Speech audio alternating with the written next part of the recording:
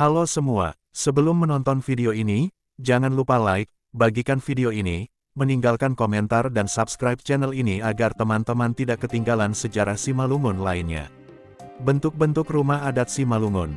Dari buku, Seni Ukir Relief Motif dan Rumah Adat Tradisional Simalungun, penulis, Sayur Lingga. Bentuk-bentuk rumah Simalungun. Pada zaman dahulu di perkampungan Simalungun banyak dijumpai jenis rumah yang mempunyai ciri khas tersendiri. Dari berbagai jenis rumah yang ada, rumah tradisional Simalungun dapat dikelompokkan. Adapun bentuk rumah tradisional Simalungun yang diketahui penulis sampai pada saat ini yang diperoleh dari berbagai sumber, antara lain 1. Rumah Pinar Horbou. 2. Rumah Pinar Musuh. 3. Rumah Pinar Bakiring. 4. Rumah Pinar Urung Manik. 5. Rumah Pinar Rabung 5. Dari berbagai bentuk atau pinar tersebut terdapat istilah umum yang dipakai untuk menyebut bangunan sesuai dengan fungsi dan kedudukan yang menempati rumah yang dimaksud, antara lain 1. Rumah Bolon adalah tempat tinggal istri dan selir serta berfungsi sebagai istana raja. 2. Rumah Balai Bolon adalah bangunan yang digunakan sebagai balai atau kantor raja yang fungsinya adalah untuk ruang harungguan atau musyawarah, persidangan, dan tahanan sementara sebelum diputuskannya hukuman bagi para penjahat yang melakukan kejahatan atau kesalahan. 3. Rumah Tungkup adalah rumah yang digunakan untuk tempat tinggal para pemuda. 4. Rumah Siatuk Ulu adalah rumah yang digunakan untuk tempat tinggal keluarga petani. 5. Rumah Hembang adalah rumah yang digunakan untuk tempat tinggal keluarga petani. 6. Rumah Jambur adalah bangunan yang fungsinya adalah sebagai penginapan tamu-tamu kerajaan yang datang maupun famili kerajaan. Dan pada kolong bangunan jambur ini digunakan sebagai kandang kuda. 7. Rumah Siwalu Tanduk adalah rumah yang digunakan untuk tempat tinggal keluarga petani, dan juga sebagai tempat tinggal tamu kerajaan. 8. Rumah Balai Butu adalah bangunan khusus sebagai tempat tinggal pengawal kerajaan atau istana. 9. Rumah Rassang adalah rumah yang digunakan untuk tempat tinggal tamu yang datang dari luar daerah. 10. Rumah Torsok adalah rumah yang digunakan untuk tempat tinggal keluarga petani, dan juga tempat datu pemanggil hujan. 11. Rumah Jungga adalah bangunan yang berfungsi sebagai tempat tinggal panglima kerajaan. 12. Rumah Mandah adalah rumah tempat para pemuda berkumpul pada pagi atau sore hari. 13. Losung adalah bangunan yang digunakan untuk tempat menumbuk padi. Jumlah lesung dan antannya sangat banyak dan semua masyarakat dapat menggunakan losung ini. 14. Horbangan adalah bangunan berbentuk gerbang dan melalui horbangan inilah arus mobilisasi orang dan barang yang masuk ke istana. 15. Rumah Gajah Martundal, yakni tempat keluarga rakyat. 16. Rumah Singgahan, yakni rumah tempat beristirahat dan terbuka untuk umum. 17.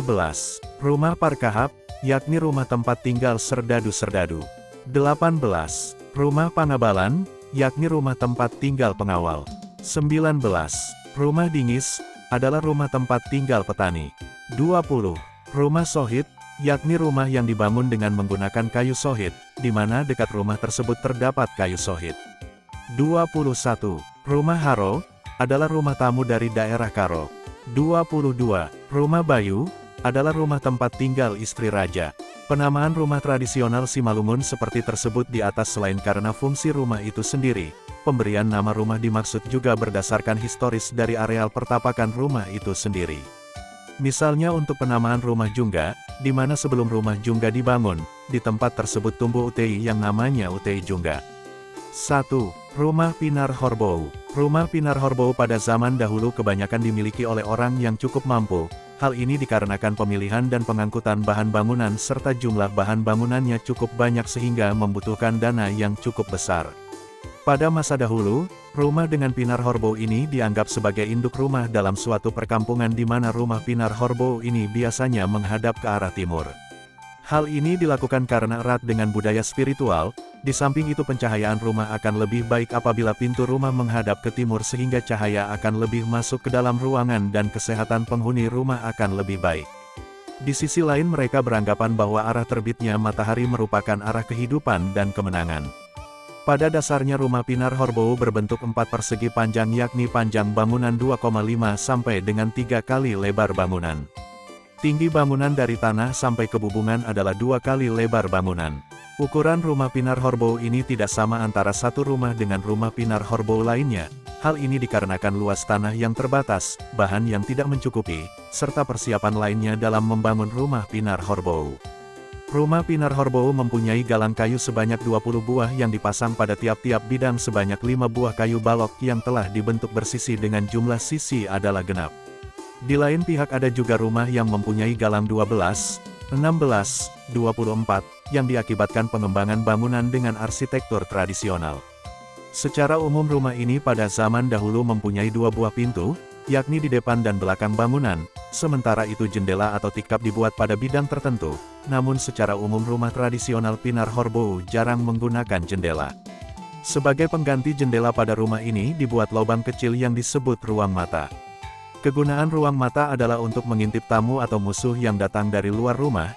Jika tamu yang datang maka pintu akan dibuka, namun jika musuh yang datang maka segala sesuatu akan dipersiapkan untuk mempertahankan diri. Bentuk ruang mata sebagai pengganti jendela beragam, ada yang berbentuk salib, bentuk ketupat, segitiga, oval, segi empat dan sebagainya. Tangga dalam bahasa Simalungun dinamakan Andar Rasang, di mana tangga pada rumah ini dipasang di depan tepat di bawah pintu dengan jumlah anak tangga berjumlah ganjil bagi rumah yang ditempati oleh raja dan bangsawan dan bilangan genap bagi rumah yang ditempati oleh masyarakat biasa.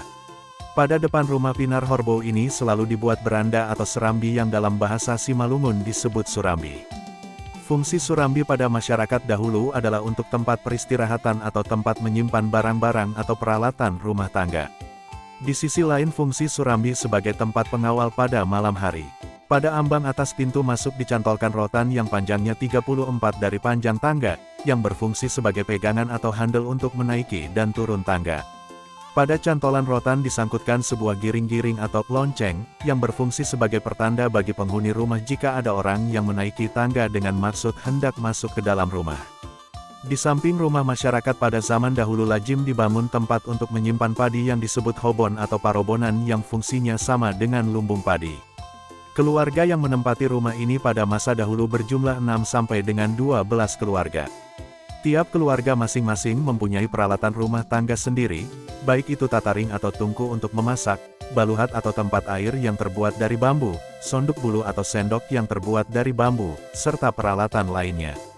Antara keluarga dengan keluarga lainnya saling mempercayai dan saling menghormati, dan menjaga tata krama serta memegang petua orang tuanya untuk tetap menjaga keharmonisan antara keluarga. Dalam rumah Pinar Horbow ini terdapat beberapa peralatan mobiler tradisional seperti para sanding atau tempat peralatan dapur, para koyahan atau tempat menjemur padi, para bolon atau tempat menyimpan barang berharga, para hayu dan sebagainya. Pada umumnya rumah ini menggunakan atap dari bahan ijuk, daun rumbia, daun lalang serta daun biru. 2. Rumah Pinar Musuh. Rumah bentuk Pinar Musuh lebih banyak dijumpai di daerah Simalungun dibandingkan dengan rumah Pinar Horbow. Letak rumah Pinar Musuh ini sama dengan bangunan Pinar Horbow yakni menghadap ke timur. Rumah ini mempunyai 2 buah pintu, satu menghadap ke timur dan satu menghadap ke barat. Ruangan rumah yang berada di sebelah timur disebut rumah Bona atau Jabu Bona, ruangan sebelah barat dinamai Jabu Ujung Hayu, sebab sewaktu membangun rumah ini semua pangkal kayu dirangkai ke sebelah timur dan ujung kayu ke sebelah barat. Keluarga yang menempati Jabu Bona adalah keluarga yang dihormati, dituakan dan mempunyai pengetahuan yang lebih tinggi dibandingkan dengan keluarga lainnya, sedangkan keluarga yang menempati Jabu Ujung Hayu adalah famili dari keluarga yang menempati Jabu Bona baik itu saudaranya maupun sepupunya. Jumlah pasangan keluarga yang menempati rumah Pinar Musuh adalah 4-8 keluarga. Bentuk rumah Pinar Musuh kebanyakan dimiliki oleh masyarakat biasa, sebab membuat atau membangun rumah ini tidak terlalu sulit jika dibandingkan dengan membangun rumah Pinar Horbow. Dari segi lain Pinar rumah Musuh ini adalah bentuk yang sangat cocok, sebab semua pertahanan dan keamanan harus dimiliki oleh rakyat. Dalam membangun rumah ini dibuat perbandingan yakni panjang bangunan 1,5 kali lebar bangunan, tinggi bangunan sampai ke bubungan 1,5 kali lebar. Rumah ini juga mempunyai galang yang terbuat dari kayu bulat yang juga dibentuk sisi-sisinya tentunya tetap dengan bentuk dan teknik tradisional.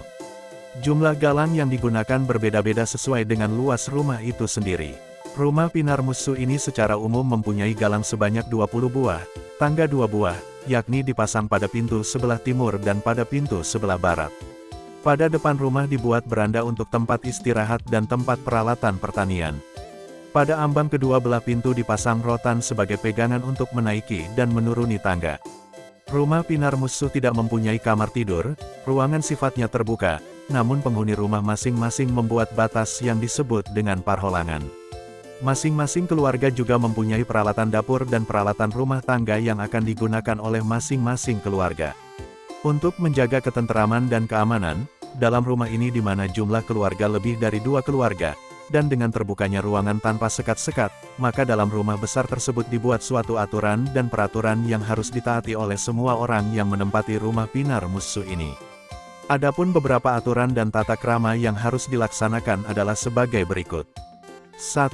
Setiap pasangan keluarga tidak dibolehkan menginjak atau lewat ruangan orang lain tanpa permisi dari keluarga yang bersangkutan. 2. Setiap keluarga harus selalu menjaga ketertiban dan keamanan ruangan. 3. Masing-masing keluarga menjaga toleransi antar keluarga dalam menciptakan kesejahteraan dalam arti yang luas. 4. Setiap keluarga diwajibkan melaksanakan ronda secara bergilir. 5. Semua keluarga yang menempati rumah ini mempunyai kewajiban untuk merehabilitasi serta memperbaiki rumah apabila terjadi kerusakan. 6. Setiap keluarga diwajibkan menjaga kebersihan lingkungan sekitar rumah. 3. Rumah Pinar Bakiring. Rumah Pinar Bakiring adalah rumah rakyat yang mempunyai bentuk yang berbeda dengan bentuk rumah Pinar lainnya. Perbedaan yang menonjol dari rumah Pinar Bakiring ini adalah pada bagian atapnya, yakni pada bagian atas bangunan induk dibuat lagi bentuk bangunan kecil. Rumah ini jarang ditemukan karena ada kesulitan dalam membuat bentuk atapnya. Ukuran bangunan rumah Pinar Bakiring dengan panjang 1,5 kali lebar bangunan, tinggi bangunan 2 kali lebar bangunan. Bangunan ini mempunyai galang kayu bulat yang dibentuk sisi-sisinya. Rumah Pinar Bakiring ini ditempati oleh satu rumpun keluarga yang memiliki ilmu kesaktian. 4. Rumah Pinar Urung Manik. Bentuk rumah Pinar Urung Manik hampir mirip dengan bentuk rumah Pinar Musuh. Perbedaan yang menonjol adalah pada rumah ini di atas bubungannya terdapat bangunan kecil yang disebut dengan Urung Manik. Urung Manik ditopang oleh tiang yang disebut dengan tiang nagar. Menurut kepercayaan pada zaman dahulu, Urung Manik berfungsi sebagai tempat roh-roh yang akan menjaga penghuni rumah dimaksud. Ukuran rumah ini selalu tidak sama tergantung kepada beberapa faktor seperti luas lahan pertapakan, jumlah keluarga yang akan menempatinya, kemampuan arsitekturnya serta ketersediaan bahan.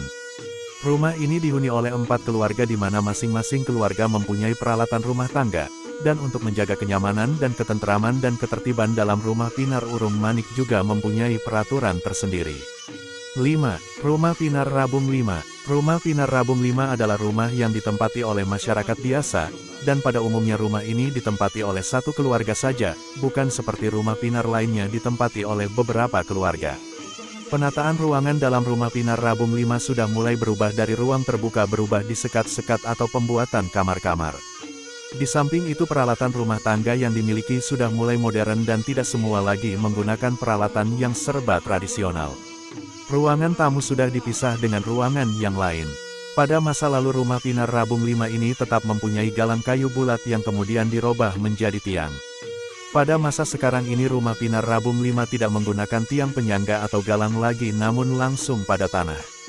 Hal ini disebabkan terjadinya akulturasi kebudayaan serta semakin aman dan nyamannya situasi lingkungan perkampungan, tidak ada gangguan dari binatang buas dan serangan musuh menyerang perkampungan tidak ada lagi. Sekian penjelasan mengenai bentuk-bentuk rumah adat Simalungun. Semoga bermanfaat.